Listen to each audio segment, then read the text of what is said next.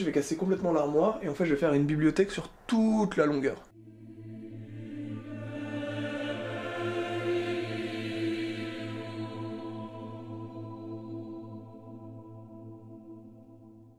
Là j'ai beaucoup de choses en cours en même temps et donc me lancer dans ce projet de tout détruire pour tout refaire, c'est quelque chose qui est dangereux, mais comme je me connais un minimum, je vais essayer de contrer ça.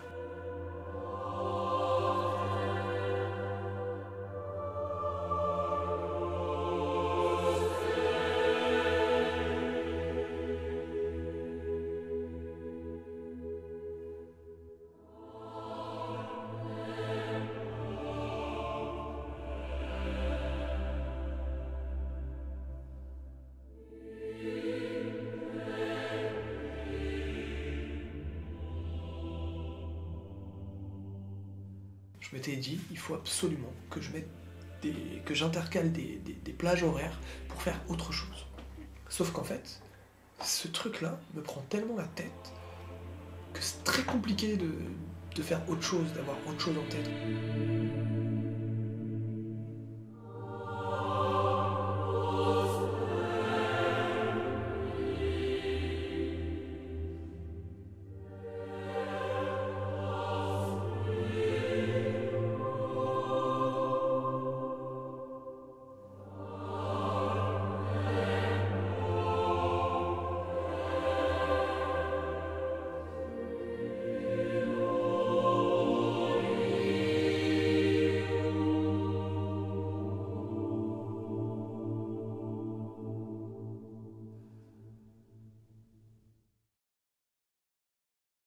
When I'm with you, I don't wanna be with you.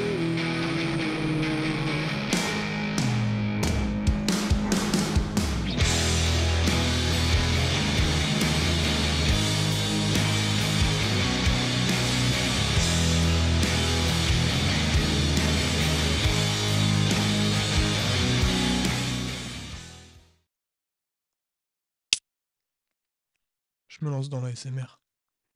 C'est une blague. C'est une blague. La vie est composée pour 10% par ce qu'il vous arrive et 90% par comment est-ce que vous y réagissez. Je pense qu'il n'y a pas de meilleure phrase d'accroche pour introduire cette nouvelle série de vidéos. Bienvenue dans cette nouvelle vidéo. J'aime bien décrire cette série de vidéos comme un iceberg. T'as la partie à la surface de l'eau que tu vois, qui est infime par rapport à la partie énorme qu'il y a sous l'eau. Vous avez probablement déjà vu cette image, je vais vous insérer une image comme ça, avec la partie submergée de l'iceberg. Et en gros, toute cette série, ça va être basé sur ça, sur la partie de l'iceberg qu'on voit pas. Et donc je vais vous montrer comment est-ce que, quand il y a eu des coups durs, quand il y a eu des chutes, quand il y a eu des vrais échecs, comment est-ce que j'ai rebondi, comment est-ce que j'ai trouvé des solutions, comment est-ce que j'ai réfléchi, comment est-ce que j'ai pris le problème dans sa globalité pour en faire des petits objectifs pour pouvoir remonter, etc. Ça va être le sujet de la première vidéo d'ailleurs, ça. Bref, je dis pas que moi je vais être un professeur et que je vais vous faire des leçons de vie, pas du tout. Je veux juste vous montrer ma manière de penser et comment est-ce que je compte arriver à mes fins, à mes objectifs, d'une manière authentique en fait. C'est juste ça. Je suis pas du tout là pour vous dire que j'ai la science infuse. Si vous êtes pas d'accord avec ce que je dis, il y a aucun problème avec ça et on en discute avec grand plaisir. C'est justement pour ça, hein, c'est pour que moi je progresse et pour aider les gens, s'il y en a qui sont dans la même situation que moi et que je trouve une solution qui fonctionne bien, que vous puissiez l'essayer et que ça puisse fonctionner sur vous. C'est juste ça, c'est une sorte de partage collectif qui fait qu'en fait, ensemble, on peut avancer et ensemble, on peut atteindre quelque chose. J'adore cette phrase qui dit: «Seul, on va plus vite, mais ensemble, on va plus loin». Bah, c'est un peu l'idée de cette série aussi, c'est qu'ensemble, on s'apporte des solutions et qu'ensemble, eh bah, on croit. Comme je vous l'ai dit au début, donc le thème que je vais, traiter aujourd'hui, ce qui est pour moi le thème le plus important tout simplement, c'est la fixation d'objectifs.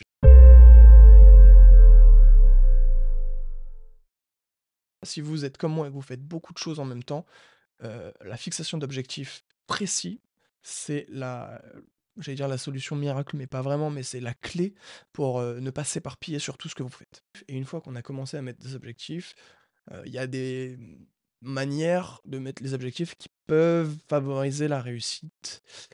Par exemple, mettre des objectifs à long terme, à moyen et à court terme, ce qui va créer un fil conducteur. Si vous avez 1000 projets en même temps, c'est quelque chose qui va vous aider à rester sur ce fil directeur et pas aller à droite, pas aller à gauche. Donc en fait, ce que je fais moi, c'est que je mets un objectif à long terme, donc par exemple à l'année, heu et cet objectif-là, je vais le diviser en objectifs de mois, de semaines et de journées. Le premier truc qui est important à savoir, je pense que tout le monde le sait plus ou moins, c'est qu'un objectif, c'est propre à chacun. Ça peut dépendre de la vision que vous avez de la vie, ça peut dépendre de là où vous en êtes dans la vie, ça peut dépendre, de votre situation professionnelle, ça peut dépendre de beaucoup de choses. Si on prend un même objectif, avoir l'appartement de ses rêves, bah, la mise en place d'objectifs ne sera pas du tout la même chez quelqu'un qui est étudiant et qui n'arrive pas à s'acheter à manger à la fin des mois, donc un étudiant fauché, que quelqu'un qui a son poste de rêve depuis plusieurs mois, voire plusieurs années, et qui est stable, fixe, avec un salaire plus que raisonnable. Ce ne sera pas du tout la même fixation d'objectifs. J'ai écrit un exemple pour essayer d'imager ça, le plus simplement possible et pour que ça parle au plus de gens possible. C'est pas sorcier, il y a plein de choses qu'on peut modifier sur cette mise d'objectifs, mais c'est un truc global qui vulgarise un petit peu, la mise en place d'objectifs. Donc, en objectif annuel, je me suis mis: finir les travaux de ma maison. Cet objectif annuel, on va du coup le diviser en objectif mensuel. Plusieurs possibilités, enfin 2 plus ou moins. Mettre 12 objectifs pour les 12 mois qu'il y a. C'est pas un truc que je recommande. Moi, je recommande de mettre des objectifs au mois parce que rien ne se passe jamais comme prévu et donc en fait, si quelque chose, vous fait perdre du temps dans un mois et ben, ça va forcément en découler sur, les mois qui vont suivre. Donc ce que je fais, c'est que je fais au mois, donc l'objectif annuel, c'est finir les travaux de la maison. Imaginons que j'ai des travaux à faire partout dans la maison, et bien le premier mois, j'aimerais finir mon bureau. Parce que comme ça me permettrait de reprendre le boulot et donc de pouvoir travailler et en même temps continuer les travaux de ma maison.